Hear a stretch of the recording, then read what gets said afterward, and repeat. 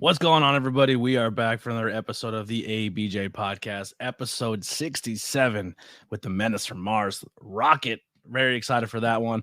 He will be joining us here in a moment, but I want to just get some housekeeping out of the way. Everyone, thank you so much. This has been a crazy journey. I'm sorry I have been absent and not recording as much as I have been. As you can tell, new setup. I'm in my new location.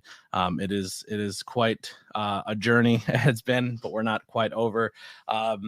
Yeah, so just stick with me. It might slow down a little bit here on the ABJ podcast because it's just trying to find that balance in life again. I am going to start bringing the vlog back and let you guys in on a little bit of that. That's coming very soon. I'm hoping to bring some video game streams back, start doing the Not Cool in High School, horror, the beer reviews, all that's still in the plans, but just life kind of threw me a little curveball. But if you guys can, links below to join the Patreon, as well as support the podcast by following on all social media, as well as merchandise. Grab some t-shirts, some ABJ t-shirts. There's hats. There's a whole bunch of stuff there. There's 2 different merch pages. There's a lot of selections, colors, anything you want. It's all there. Great logos by Haley Stokes, Chris Collins, logos by Hunter, Kai. Check them all out. They're all very talented. Intro music by Billy Trey, the Converse Kid. His links are there. And links for my guest will be below as well. And our sponsor, SVW Suplex Vintage Wrestling. Guys, it has finally happened. A whole store fully dedicated to vintage wrestling. They said it could never be done, but I've seen it with my own eyes. Suplex Vintage Wrestling is a store curated by wrestling fans for wrestling fans, located on 5th Street in Philadelphia, Pennsylvania, just 1 block south of South Street in the heart of Queen Village. Their shop features the largest collection of vintage wrestling apparel under one roof, and their selection includes classic designs featuring your favorite wrestlers from the Golden Age, Attitude Era, Internationals, Indies, and more. And if you're tired of watching premium live events at home, then SVW hosts the best watch party since your friend Kyle's 12th birthday party. And if shirts and watch parties are not your thing, let's not forget their large selection of figures, replica belts, trading cards, and their t-shirts and hats of rare wrestling memorabilia. They have something for every wrestling enthusiast out there. So what are you waiting for? Check them out on Instagram at suplex.svw or their website, suplex.svw.com, and let them satisfy your nostalgia needs. That's going to do it there for the ad reads and sponsors. Make sure you check out the links below, like I said, to follow everything and support. Housekeeping out of the way, that was fun. Everyone in the chat, if you are hanging out, if you're watching this live, or if you're listening back on audio platforms, make sure you hit those 5-star reviews. Make sure you also say that you share and like. That helps out a lot. The YouTube side of things, so I think YouTube is changing up their format to become affiliated. They're going from 1,000 followers to 500. So check, we got that done. But you need 3,000 watch hours. We're just under 2. So the more you watch on YouTube, watch previous episodes, you're helping me become monetized. So make YouTube pay for me. So you don't have to. But without further ado, make sure you have your questions in the chat as well. It is an interactive podcast. We do have people come in and ask questions from the chat. So make sure you do that. But without further ado, let's bring in the Menace from Mars, Rocket. What's up, man? What's up, bro?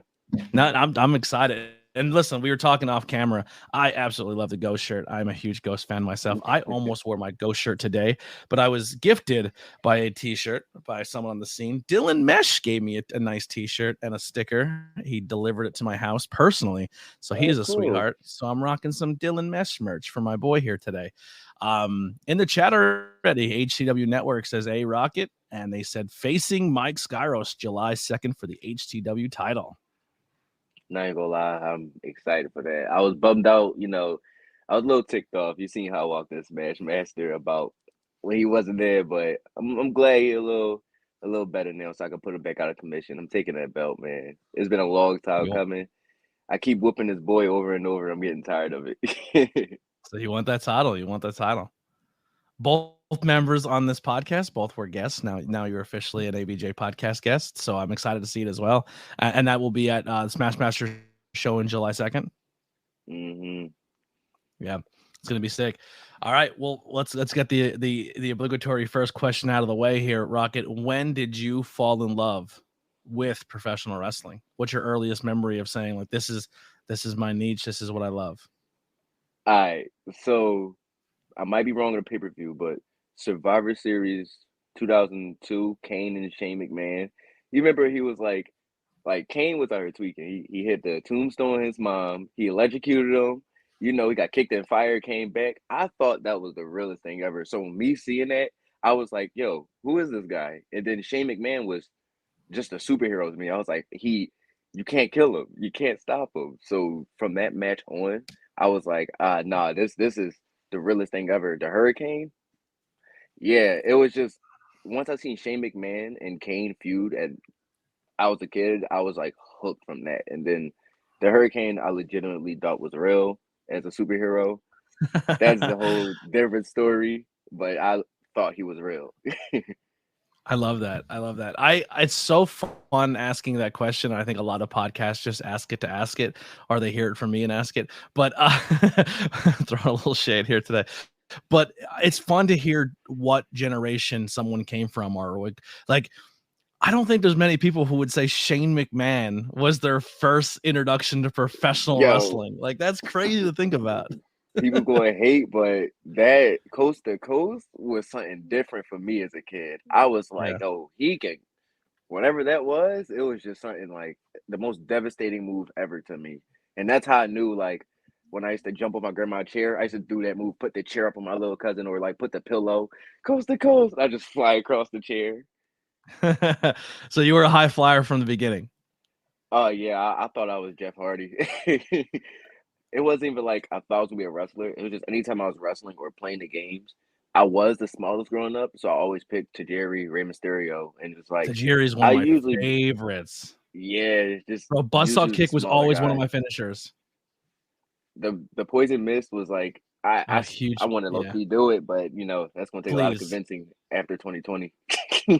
That's very true too. It can come back. It can come back. But the it, poison it mist is one of come my back. favorites. I loved it. So, fun fact, I'm a huge Masha mark, right? I love me some Masha. Masha did a poison. The first time I ever really seen Masha wrestle was Camp Leapfrog, and she poison mist during that match, and I was like, I'm sold. This is my favorite wrestler of all time. I like if someone poison mist, I'm all about it. I love the mist. I think it's so underrated. I love It it. is so underrated. I think Yeah, if you use it wisely and like if you really how people use a low blow, if you poison mist, that would freak me out because it's like, where'd you get that from? yeah. It's just, it's And just it's one so of those things too. unexpected. It's like if you know, you know, but if you don't know and someone's watching for the first time, they're blown away by it. Exactly. Yeah. So good. So much fun. Um, yeah, so going back to Kane too, man. I remember his debut. Like I remember watching that pay-per-view live. I grew up with Sean Mark, as you could tell with all my Sean stuff. But Hmm. yeah, a huge Sean guy. So when Kane made his debut, I was like, what the hell is this? Like, yeah, it's fun. That's fucking dope.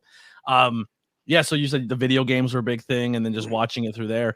When did you start finding out life outside of WWE?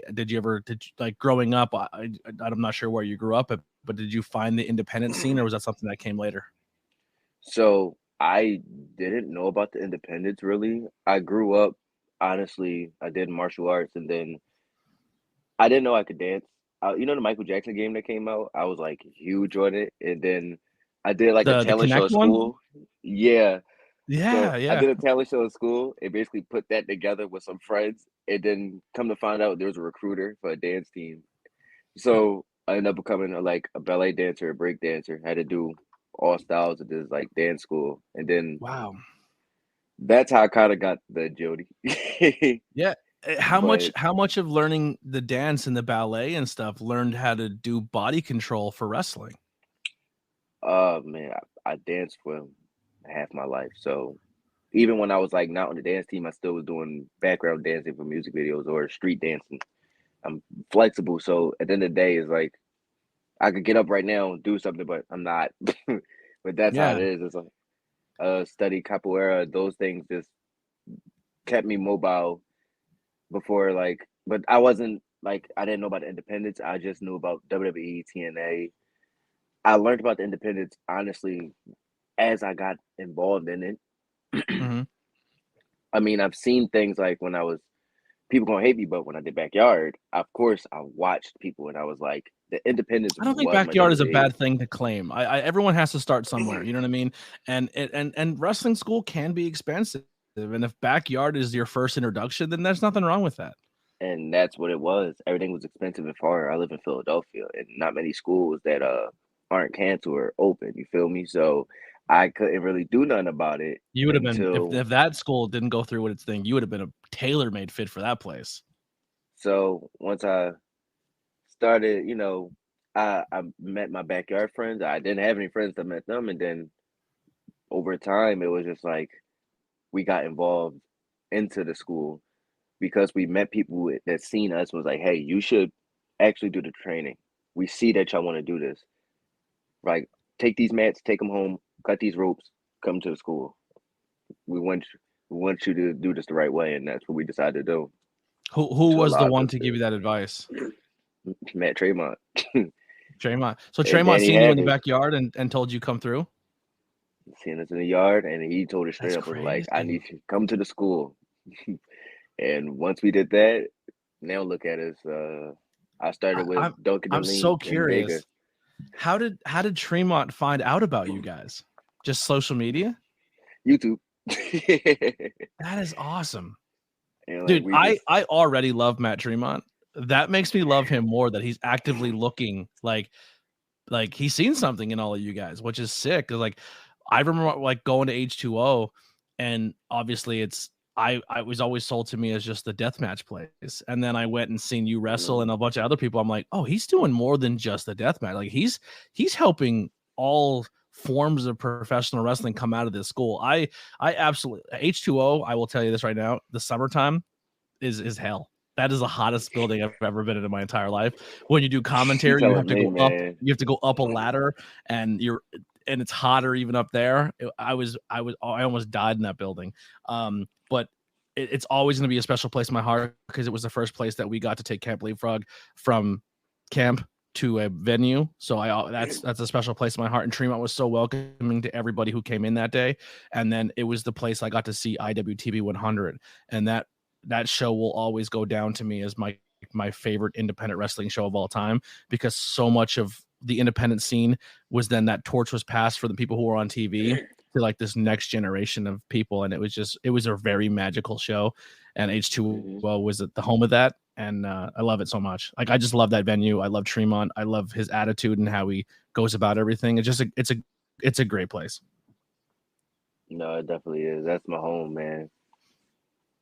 So, what was it like going to a place like H2O? Obviously, they do the death match and the crazy shit, but also like how did that fit? How did your style fit into that, and how did they cater to your style to help bring the best out of you? So first going there, like I wasn't really big on death matches. Not even gonna lie. So like I couldn't even watch them. It I scares the like, shit out of me. yeah, it was like, whoa, what is this? Was a lot to take in, but over time you get used to it, and like I kind of get excited though seeing the toys and putting them together in the contraptions. Like Mhm. I'm still not a huge on doing it, but like for my Not taking a school and light tub like anytime soon. I mean I did light tubes are fun. I'm not gonna lie, but like thumbtacks, barbed wire, all that, nah. I mean this weekend we have the deathmatch event, but I'm not gonna lie. It's the actual anniversary of me joining H2O as the school, the 24th. That's the day like me, Vega, and Duncan Leem signed our name down to become professional wrestler, like to start training. So Yeah. we're going wild out, and it's a Full Metal Airstrike. And if you don't know what that is, that's my match. That's my specialty. So whatever I kind of want to do that day is all fair game. So if I want to bring a door in with a couple of spikes on it, I'm like, hey, today's a tables match.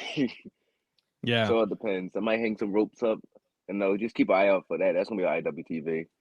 Yeah, I'll definitely watch it. My IWTV subscription is off right now just because times are tough for your boy, but I cannot wait to get it back because I have to catch up. I have to catch up on so much. I feel like I've been letting the scene down because I haven't been watching, or I lost a lot of bookings because I can't keep my yap shut, and I don't want to work with weird people, so I lost a lot of opportunities. But you stand for your morals. We're kind of in the same boat. You know what I mean? But it happens, you know what I mean? But when you're talented, I think you're the cream, right? The cream rises to the top, as they say. A wise man once said who ate Slim Jims. But how did the name and the moniker and the character of who Rocket is come about? Where do you pull from? How did the name come, the nickname? So when I joined Backyard Wrestling, said, "What's your name?" And My shoot name is very weird. So people couldn't stick and remember it or say it right. So I'm talking to my best friends who I grew up with, and I call one of my little brother. And he's like, I always seen you as a rocket. You're going straight to the top. Like you're not ricocheting. He bounced all over the place. No, you're going to the top. You should be like a rocket. So from that point on, my little brother called me Rocket. When I was like 19, I was like, bet. I came back the next day to the backyard thing. My name is Rocket. They were like, all right, bet. And then when I went to training for wrestling, and when people were like, what's your name? I said Rocket. They're like, okay, whatever. And then they see me, and they're like, that is your name. You're keeping it. So once Yeah. they got to debut and stuff, they were like, "You're not changing. What else? It's nothing to do." So I just stuck with it. Yeah. It's I was in the same boat when you came out. First time I seen you was first time I seen you were in a multi-man match, and I forgot everybody in that show because it was a brewery show and I was drinking alcohol. But you wrestled in a brewery show in Pottsville. And then I went back and looked at the footage, and I was like, holy crap, this kid was doing crazy dives to just concrete for no reason, just killing himself. It was sick. It was a great match. And then I seen you at a GCW settlement series show because at H2O, and you blew me away. Like absolutely blew me away. And like you did a whole bunch of crazy shit, but the thing that got me was your frog splash. You frog splash, but then you like Vince Carter dunked, like act like you dunked between your leg, and like listen, there's amazing frog splashes in the world. There's Montez Ford has an amazing one because he gets so high, and Yeah. Guerrero's is good. Ricochet, Prince Puma, whatever you want to call him. Like there's a lot of really good frog splashes, but like I honestly think Montez has probably one of the best in the industry, Oh, and yours rivals him, which is insane to think. what? I really do think so. I think like the way you did the Carter thing, like, and then like you splash, and then the way you control your body after it to flip yourself back, it's beautiful. It's the coolest frog splash I've ever seen in my life. And from that moment forward, I was like, yo, this kid is going places. Like that, and then how you just said the rocket going to the moon, I was like, I agree with it. And how you're saying the breakdancing and stuff, like your body control, like the only other people I've seen on this TV that we watch all the time who has insane body control like you do is like the John Morrisons, the Ricochets, like everyone the Montez Ford, where they can just, it seems like they define gravity, where they change direction in midair, or like when your body hits, it seems like you take zero impact. It's super impressive what you're able to do. It's crazy because I don't even think I rival up to like RVD, and that's too like I study when it comes to a frog splash. Like Yeah. you see, it looks like he gets shot in the stomach after he takes it. So I feel like I should ricochet off somewhere. Like I don't weigh that much. I'm a lanky Mm-hmm. fella, so if I'm gonna jump on you and bounce off, I feel like I should have that launch off or something just to give Yeah. that to show how impactful the jump was. At least instead of just smushing you. Oh no, Yeah. I think it adds more to it. Some people may hate it, like it's extra, it don't make sense, but I think it adds that little comic effect. Like I I totally like to agree. be extra. Yeah, no, I totally agree. I liked how you come off it and then like bounce off and then like catch yourself with your arms, and I think it makes it look better. And there's another thing about your style too that I really enjoy that I've seen over like with Smashmaster and High Tension, all the places, is a lot of guys who are the high flyers. Sometimes they get caught up in what's my next spot? What's the next thing I'm doing that's gonna wow the crowd and do the flip thing? You know what I mean? And there's a lot of people, old school people, who shit on that style of wrestling, and I think it's stupid because there's a place for everything. But I think what makes you stand out, even in that aspect too, is you don't forget there's a crowd there. Like even though you're doing the crazy flip, you still have ring psychology. You still have, we're telling a story here. I need to take a moment here to play to the crowd. I need to take, because there's people who do a crazy thing and then just go right back into the match, and don't let that moment of let the crowd soak in what they just seen. Like you do a crazy spot and you let it breathe for a second. You know what I mean? Like I'm not like the Young Bucks where they hit a Canadian destroyer into six super kicks and it's just one after another, one after another, one after another. You give it time to breathe, and you space things out properly, and you structure matches very well for even being a year in the game. And that's only going to get better with time and working with so many different styles, as you're going to learn more about that. But being so new to it, I think that's what's making you definitely stand out. Honestly, from day one, I was told from Preacher, Speedball, Jadella, they all said the same thing when it came to me doing a flip in a match or something. They're like, it's going to take you time, but taking that moment. It's going to Mhm. take you time, but taking that moment. I was told that if I felt like I was going too slow, I should slow down. Like those things resonated with me over time. So when it comes to it, I also try to not force myself to fit wrestling because growing up, I was not a D1 wrestler in high school or nothing like that. I was a dancer. So the way someone would call a match, I would count a match. The way someone would remember their spots, I remember it as dance steps. So I had Mhm. to put myself in a different boat here and be like, no, I have to formulate it so I can understand it better. So when it comes to entertaining the crowd, I have an understanding that from a dancer's perspective of I'm not speaking to y'all, but my body language has to be big for y'all to see what I'm doing. Because honestly, no one's meaner than the dance world. You'll be 7 years old, get a score sheet, you'll win everything, and they'll say, "Yeah, you're terrible," and you'll be like, "What happened? I just swore I won." Though they're brutal, so that kind of puts you in a stage presence that you want to be in. Like I catch myself ignoring my colleagues backstage on accident because I'm trying to focus or I'm in my stage presence mentality of okay, the lights are on, the music is playing. I'm about to go out there, do my thing. And then when I come back, I'm back to normal, like nothing happened. Mhm. So it really comes from the dancer side of just thinking and honestly just all the advice I received, I've really taken in. A lot of people blow off a lot of advice. I will ask you to repeat yourself 7 times so I make sure I got it down because it's like, please tell me these things because you are somewhere that I want to be. You were somewhere I want to be. So one day I want to be able to be in these positions y'all would be able to do, like walk down Impact, walk down AEW, walk down WWE. Those are just the things I want to do. So I want to be able to impress y'all in different ways and show y'all that I'm not just a flippy guy. I get those. Oh man, I get those all the time. I'm just a flippy guy, but I want to show y'all that I can tell a story. I can work. There's times that sometimes I psych y'all out. I won't flip until the end of the match. Sometimes I'll ask y'all how many flips I did. 5. I'll tell y'all I'll do 2 today on purpose and purposely do 2 and work the whole match wrestling and still impress you. Yeah. Well, there was something recently announced besides this high tension match coming up for the high tension title.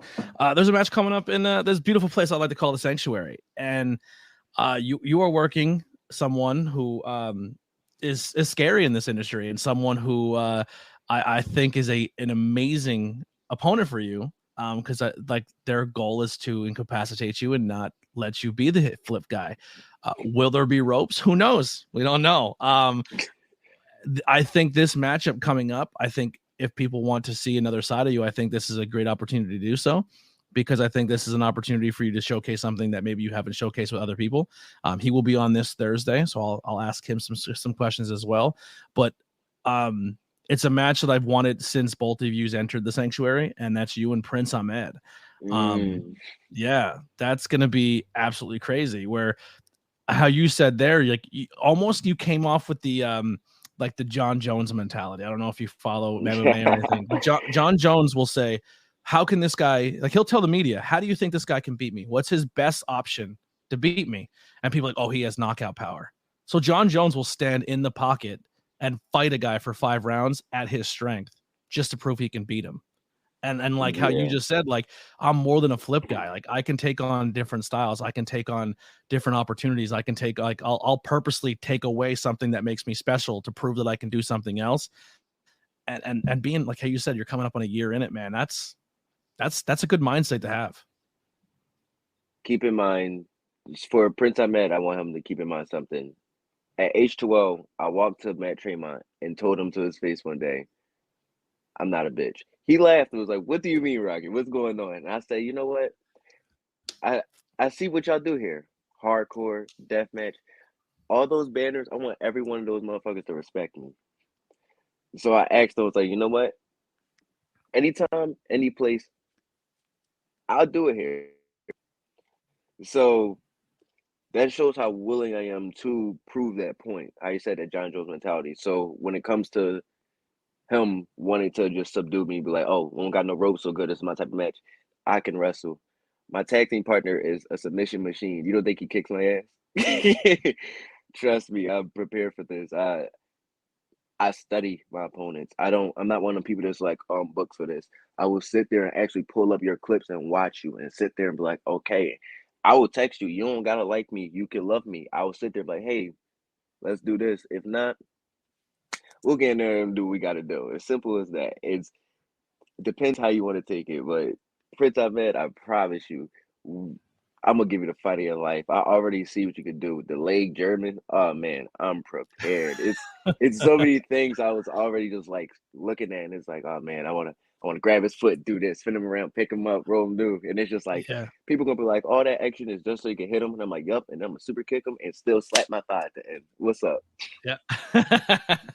It honestly, like what you just said about studying tape and texting your opponent and working things out is so special. And that's where I feel like this next generation of talent that's where you're going to shine.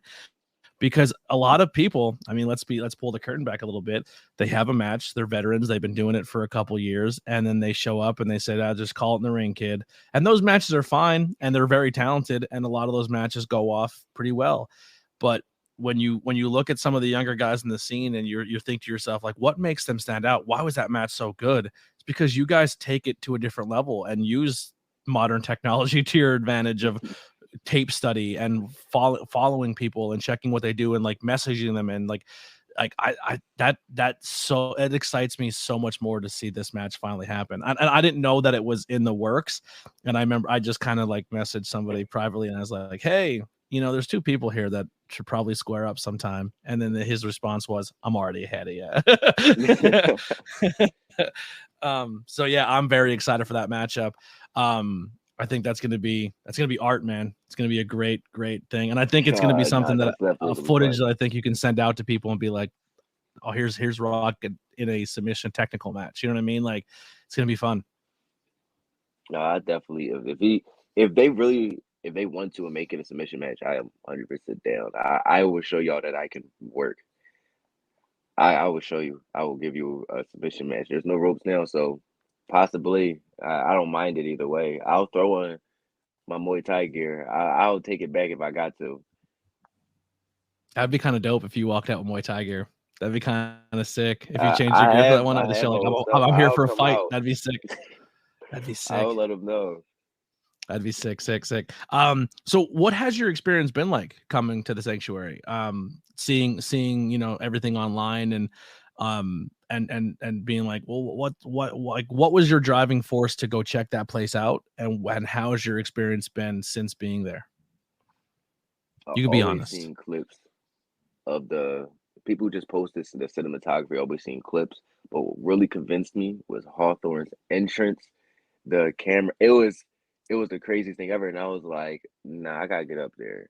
So I instantly hit up Hawthorne. I started asking people like, who do I gotta go to about this? Once I got the main information, and I was like, all right, I'm going, and I experienced it. I was like, that was crazy. I started telling all my wrestling buddies. I told Junie Underwood, Duncan and Lean. That's how the Lost Boys ended up there. I was like, no, we're going up there. I love it.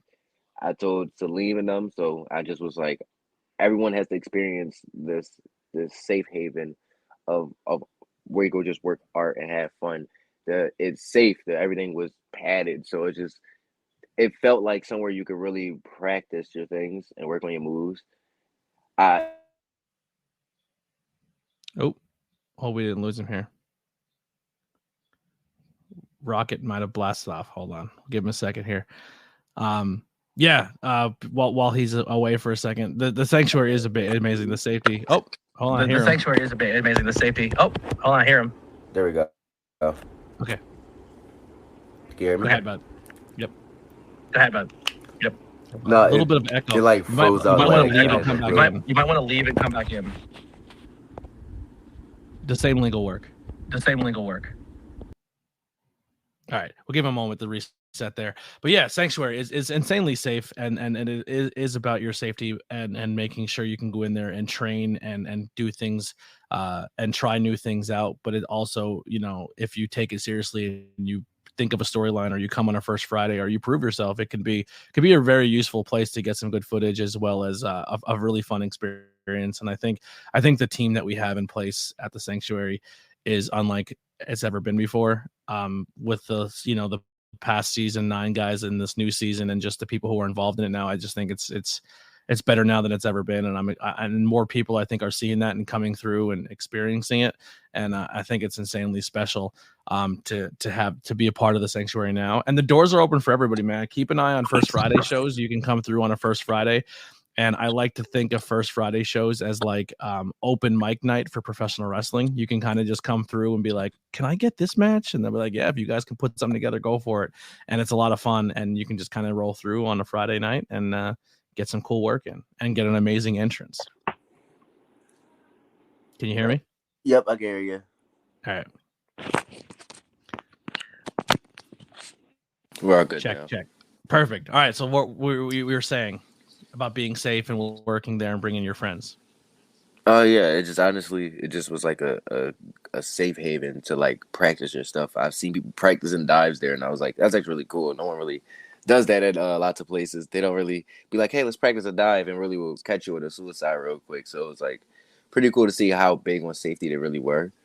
So as a high flyer, it just made me a little more comfortable to be like, okay, I could try practicing my stuff here and see that if I'm more comfortable, then I pull it out at other places. Yeah. Also too, it was really cool to see is like a lot of the guys that were there early, because you got there pretty early, which I thought was a cool thing too, because a lot of people kind of show up like most people show up like very close to their match time or over call time. But you came very early, and I think a lot of the young guys who are aware who you are, that are new trainees of Sanctuary, were like, hey, they were picking your brain a little bit. They're like, yo, can you teach us how you do some of your high flying things? And they pulled the mats out, and you were very, very gracious with your time to be like, this is things I do, or things that you could try out. Or you were working with Zach Zander and a bunch of other people who are hungry, who want to get better. And I just think it's a beautiful place that people come together and help each other. And that's kind of where my next question leads into you is, you're obviously H2O is your home, and it's an amazing place to be. But like, how do you navigate looking at like, hey, if I go to this school for a couple, just to get a couple sessions in, or I see like, I hate to use an MMA reference again, but like this fighter has something I like. He has a good right hook, or he has a good kick. How do you navigate? Like, I'm going to go to this school just for do a couple training sessions so I can work with this guy. Like, are you about that? Have you done that? Is there any schools on your list that you would like to go and maybe pick the brain of some people because they may have something that you couldn't get, not get somewhere else, but you specialize in because you've done the tape study to learn about them? I definitely get what you mean. There's definitely tons of schools I would definitely like to go by, like Nightmare Factory and stuff like that. Monster Factory too, and more so to be able to get a foot in the door, to be able to work shows too, also to be able to showcase my talent there, to show them that I could be able to do things there too. So yeah, it's honestly to expand my radius of shows and places to work at, so people can see, like I said, that I can actually go. This year I've really been traveling more and going out more, so I've been trying to do that. So I'll see usually clips of people training and stuff, and then I'll hit them up like and ask like, is it just a school, or do you showcase talent by having shows and stuff? And I ask about booking opportunities, and then if it's a packed roster, I'll still see about, okay, what are ways I can help? What days do I run? Okay, let's see if I can get a carload and see if we can go up. Or even if I do manage to get an opportunity for a school, I still ask like, hey, I got like 4 people I'm going to possibly bring with me, and I'll hit like a couple students up from H12, like, hey, what are you doing this date? You should go up there. Or even if I can't make it, it's like, I think you should definitely go up there. You probably like it. You told me that. You've told me about this worker you want to face. Well, he graduated from here, so there you go, at least. Yeah. That is, I think, is so important as well, is just sometimes just get in the car and going to a show, and even if you're not scheduled to work. Yeah. I to this day, I not as much now because I don't have a car, but like I like to go to shows that I'm not even being used. And sometimes, if you carry some weight and people respect what you're doing, or they like what you're about, there's sometimes you may show up, and if your gear's in the car, you might get an opportunity to work that show. Like, hey, we have a scrambler, or we didn't have a scrambler, but if you 6 show up, we'll throw one on and see what you guys can do. That happens all the time. There's been times where I've showed up and they're like, you want to do commentary, or you want to do a backstage thing? And I'm like, Yeah, let's figure it out. So that's that. I think that's super important for younger talent to hear is just like get a car full, go to a show, and even if you're not used, just support. Just showing up and supporting a show will probably get you a booking the next time they throw one. Yeah, it's definitely good to show up and definitely help out. Yeah. So who are some people on the scene that you haven't that you've worked that if you were saying to seek out a match of you working somebody, who would be some of those matches for the listener to seek out and consume those matches? Like who I've worked already that like people should definitely look out for. Yeah. Mm-hmm. Definitely Andre Polino. Definitely him. He's definitely really good. Wow, so many.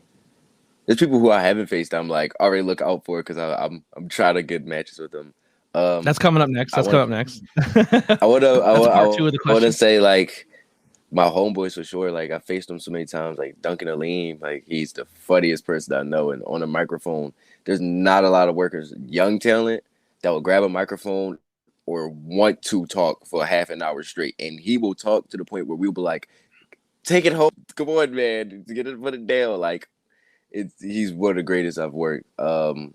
Brian Nail, Cecilio Vega, like people that's underrated. JB Anderson. Even though I haven't gotten like full matches with certain people, like Battle Royale stuff, some people have definitely like kept me safe. I feel like, or like I felt comfortable around to want to work more. Leroy Robinson. I know I was just saying H2O people, but it's just like these are people who are just like young and hungry that people are like looking over and not looking at. So I want people to look at these people. Ryan Redfield. Mm-hmm. It's like they're Ryan Redfield. Like these people are definitely slept on.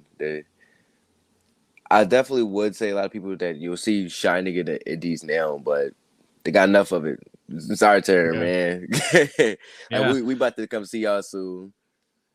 You know what I love as well that H2O has done in the past, and they've done it at places like Psycho Circus and a lot of other places, where H2O will say, hey, let's do a collaboration show. Like, let's do H2O versus this school, where you bring your best guys, we bring our best guys, and we do like a Forbidden Door indie style.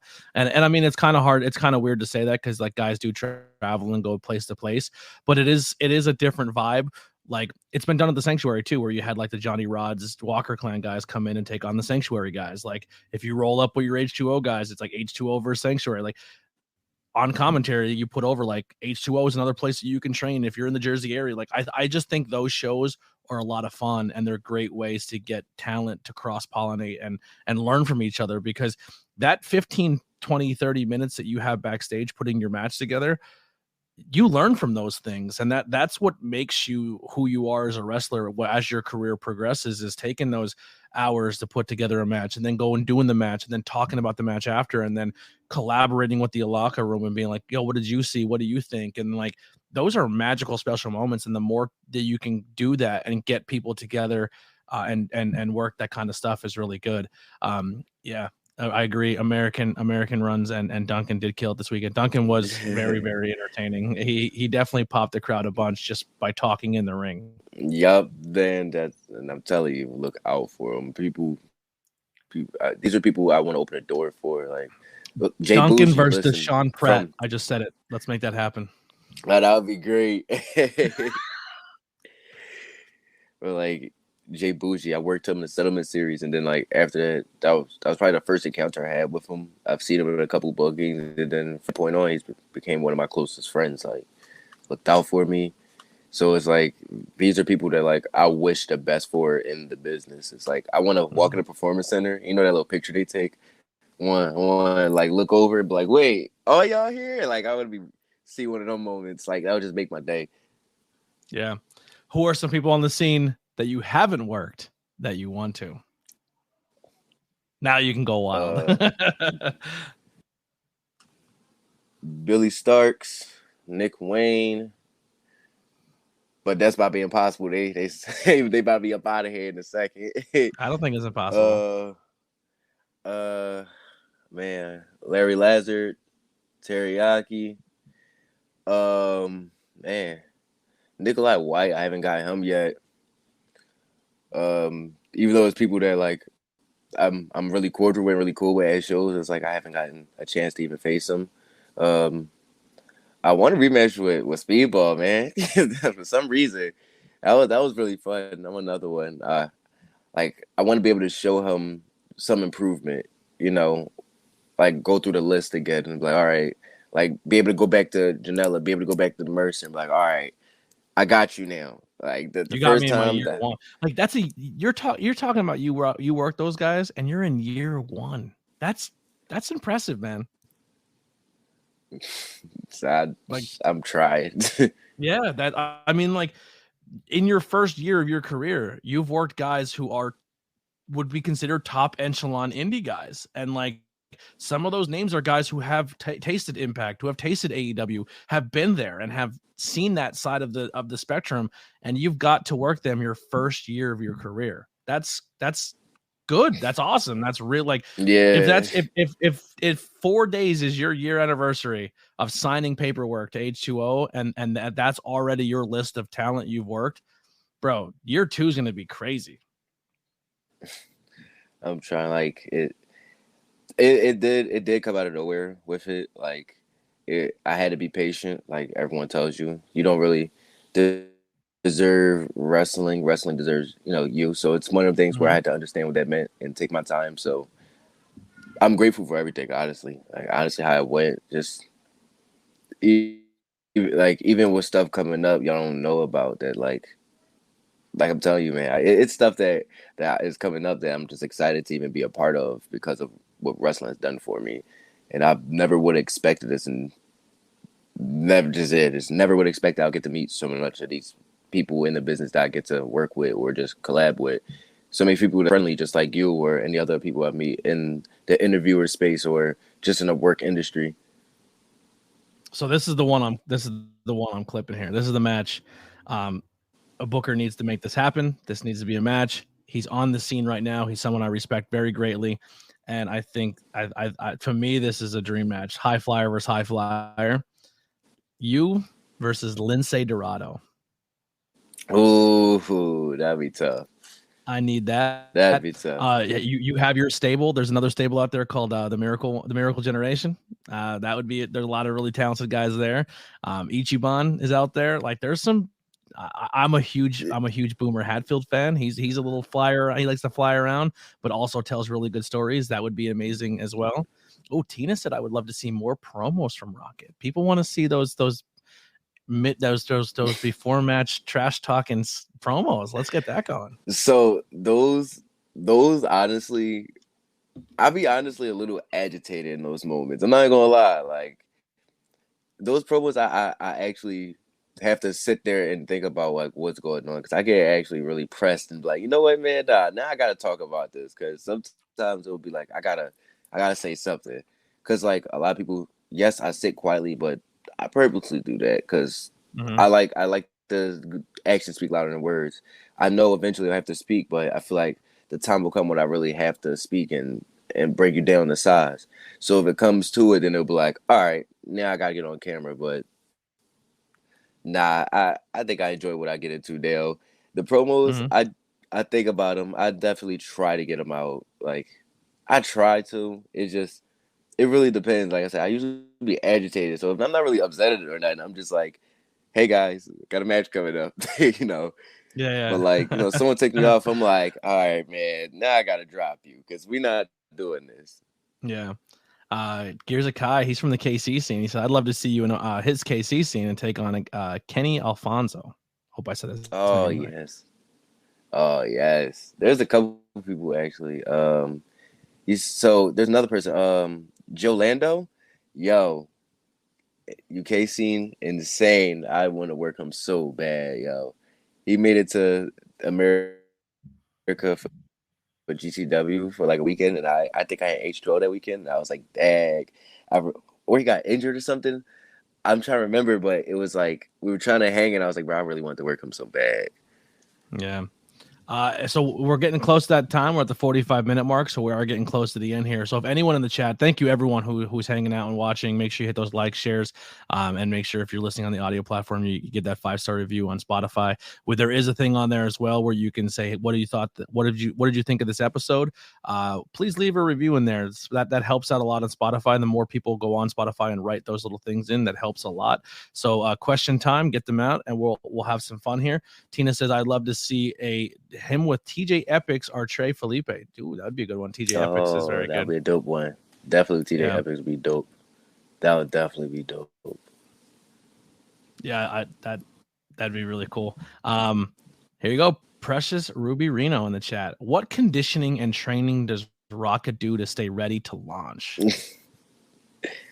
Honestly, you do. Yes, go to trading. If not, I go to gym. I'm a cardio junkie, so when I run on a treadmill, I do it as if I'm calling a match. So I'll go on the treadmill and say, all right, 4 minutes. And then I'm like, all right, I'm expecting 6 minutes. And then once I get to the 6 minute mark, I'm like, let me do my 8 minute match.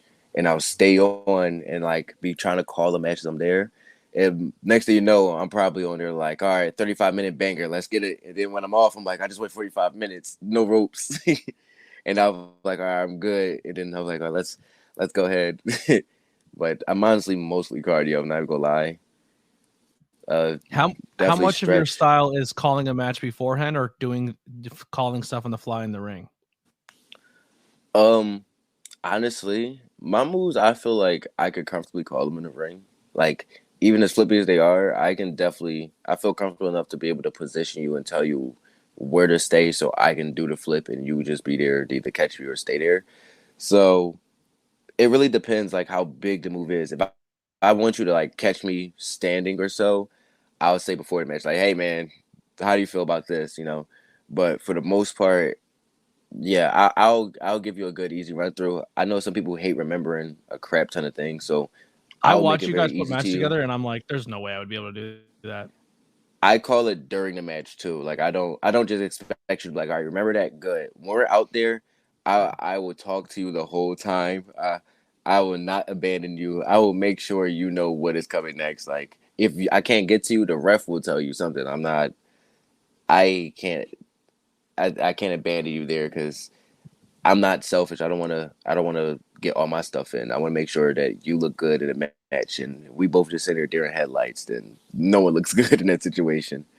Yeah, there was a match recently with actually you and Hawthorne where I don't know how much of it was on the fly or how much of it was just improv on the moment, but you went to do a rope spot and you slipped. I don't know if it was a slip or if it was part of the, like, you had a misstep and he used it to then end the match. And I don't know how much of that was improv or how much of that was part of it, but I thought it was done so well because it looked like you had it. Like the way we sold it on commentary was you were about to hit him with this big move and that could have been it. And then he turned it into his finisher and landed it. But the way you slipped on the rope just a hair, it made it like, it was just great storytelling. And it was a moment for us on commentary to grab a hold of it, to be like, oh, Rocket almost had him. He could have came in here and beat two top contenders of the Sanctuary, but that one little slip cost him. Like moments like that where it might have been a mistake, or we don't know because we don't know how you guys put it together, but I thought it was done very well. I call matches backwards, so it definitely was part of it. I've learned that calling them backwards is actually better because if it comes to it, you want to know the finish. At the end of the day, if something goes wrong, you want to know what to be able to get to. Or like so many people call a lot of things. It's like the most important is the finish because that is what the crowd is there for. They're there for the climax of the match. Even if it's a fuck finish and telling a story to lead on to the next match, they're waiting for that. So that's what I'm usually there for. Is to make sure the finish is just perfectly fine. So I'll try to be like, okay, the finish is a choke slam. How are you going to get me in a choke slam? I'm a high flyer. Are you going to catch me in the air? Are you going to throw me around a little bit? Are you going to get me from down here? I have to figure out what's going to mess me up as a high flyer so you can get me there, depending on what's your styles too. There's people that's smaller than me in powerhouses, and they'll be mass wise bigger than me. And then I'm 6 foot and I'm high flyer, so it'll be guys like that work in those situations. It will be interesting to see how can I still make him look strong as he is. Like it's like me facing Otis. He's like 5'3", and I'm, I'm towering him, but I know at the end of the day he could bench press me and sleep. Mm-hmm. It's using your opponent's strengths to their advantage to make them look just as good as you want to make yourself look good. I feel like it's when you know how people go in there and then like they'll just call their stuff that they want to get in. I feel like it's important to take in consideration to call bumps you should take or volunteer some things. Like if I'm working an opponent and his finisher is a pedigree, I think it would be cool to possibly be like, you know what? I think I could sell a good pedigree. You know what? You want to give me a pedigree today? Is that like your finish or like I think it's Mm-hmm. considerate to be able to know your opponent or at least ask them like, hey, what are some of your strong moves? Because I want to see what I can make look strong. If your strong move is a super kick, I want to make sure I make that look strong instead of selling it like a normal one. Yeah. So I try to take that in consideration when I'm facing people like, okay, what are some of your moves? Because you have to do at least 2 or 3 of them now. Like, we got to. Mm-hmm. And I will throw my body across this map just so you could get it out your system. I want it to look great. I'll spike here and there for you. So I want people to see that wrestling isn't just about getting your moves. Think I think the people are watching your selling more than watching your cool shit, honestly. Yeah, and just coming back to your roots, it's a 50-50 dance. You know what I mean? As much as your opponent makes it Yeah. look good, you can do the same. Rocket, listen. This is a great. I'm gonna say this is a great part 1 because I want part 2. I want to dive into more of you as a person and deep dive you more here. And if you're willing to come back, I would love to have you back sometime in the future. I got to get you soon though because I don't think you're gonna be around much longer, and then I'm gonna have to go through agents to get a hold of you soon. I really believe that for you. I seriously do. There's more I want to ask. There's more I want to talk about, like what you do outside of wrestling, your hobbies and stuff. But we are at the 50-minute mark, and I don't want to keep you too long. And you have some stuff you got to get done. But I want to thank you for doing this. It means a lot. I'm like I said, I'm a fan of what you're doing, and just keep killing it. I think your attitude, the way you conduct yourself, you're a megastar, man. And I'm telling people right now that are listening to this podcast, I've been saying it on commentary every single time I've been calling this match. Get Rocket while you can, because Rocket's going to be hard. He's going to be a tough commodity in the next couple years because he's going to be on your TV. He's going to be that Action Andrade on your AEWs and stuff like that. Like, so enjoy him on the scene while you can. As Precious would say, don't take him for granted because time with Rocket is very precious. But yeah, man, I appreciate you so much.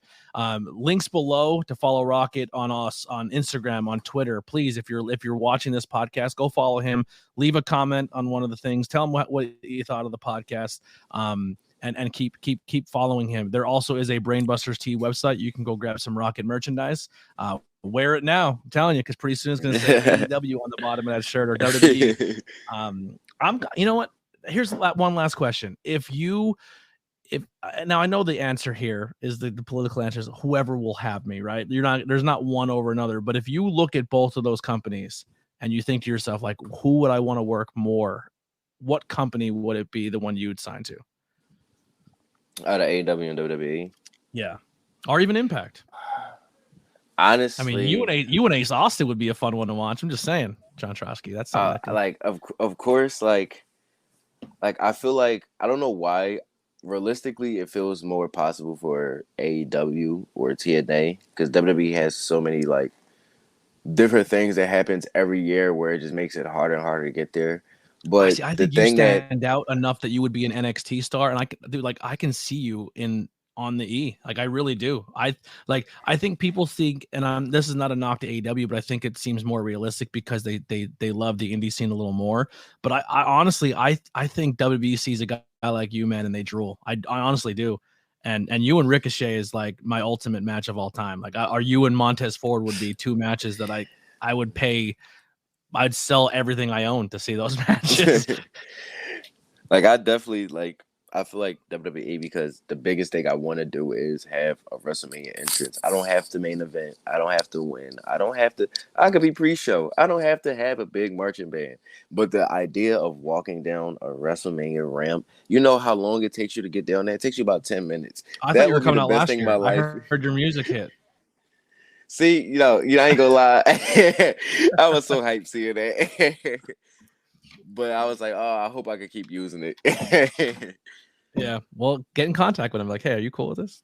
Can you co-sign me here? Can you Can you do me a favor? We've been trying. I've been tagging him and putting every time you do an entrance, I try to put it out there for people to see and hopefully get little Uzi Vert to see because and to give you that. But he's a huge wrestling fan. You know that, right? Yeah, man. I'm trying. Yeah. I'm a huge Uzi fan, so it's like, come on, He man. might hang out a lot at this Suplex Vintage Wrestling every now and then. So I'm just saying. I know he do it probably. I got to get up there. Yeah. Anything in closing you want to get out there? You want people to go check out, see, support? Definitely keep an eye out for this Saturday at H2O. Oh man, I forgot the hashtag already. It's the deathmatch tournament. Well, it's not a tournament anymore. It's a deathmatch event for the students. The Last Generation event. Please check it out. IWTV will be streaming at 8 p.m. That's a big event for not only just the school, but like I said, for me, that is the anniversary of me signing to become a professional wrestler. So like, I'm definitely going to have to one up a lot of my matches. I'm like 107 in. So I definitely got to one up a lot of those moments. Like, I know a lot of people hate it, like, oh, you just want to be a viral clip, and it's like, it's not that. I just want the right people to see it. I want the right people. I just want the right people to see it. That's all. So I'm gonna do what I gotta do. A guy went viral spinning a pizza while wrestling, and he made it. He was on AEW TV for a week. You know what I mean? Like, so it's like I just want the right people to see it. So once I get these opportunities in places, a lot of people be familiar with me. So it won't be that much of a hassle, you know. I noticed that's all it is really is the connection and social status. So I'm trying to keep a good name and a good image, staying out the way, honestly, because there's a lot of terrible people out there. So yeah, I'm just trying my best to just do what I can do, help people, you know, be positive, honestly.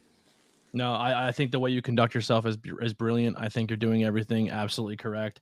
The way, like everything you talked about today, the way you put matches the way together, the way you help talent, and like I said, you've worked in your first year names that people will dream over, are people who have been in this business 20 some years who have never worked, and you're doing it your first year, but then go to a place like Sanctuary and work a kid who's even less time in than you are, and give him a match if you would give the biggest guy in the scene. And I think just the way you conduct yourself and the way you present yourself and the way you do things, man, like I said, I think it's only a matter of time. Thank you, man. It's not if, it's when. It's going to happen. Just stay positive, keep doing everything you're doing, and it's going to happen for you. I promise. Just you travel outside your bubble. You put the work in, you put the grind in. I would do more of these, though. I know you said you don't do a lot of podcasts, and I'm thankful that I'm one of the rare ones, you know, that has had all this opportunity, but get your name out there, man. Just keep grinding, and you're going to blow this shit up. Thank you, man. Yeah, I'll definitely we lost your camera, but that's okay. I can still hear you. Oh, there we go. No, I definitely like would do a part 2 with you for sure. Yeah, I never really either. I haven't really like been offered, or at times, honestly, when people would ask, I would definitely just like be at a show or something, so it'll kind of like cross my mind and pass me, and I hope a lot of people don't get discouraged or like upset about that. I'm not being rude or nothing. I'll be like, bro, I'd really be like, I'll be doing something and I'll completely forget, and I'll be like, oh my God, I'm sorry. That's what I try to tell people in this podcast space.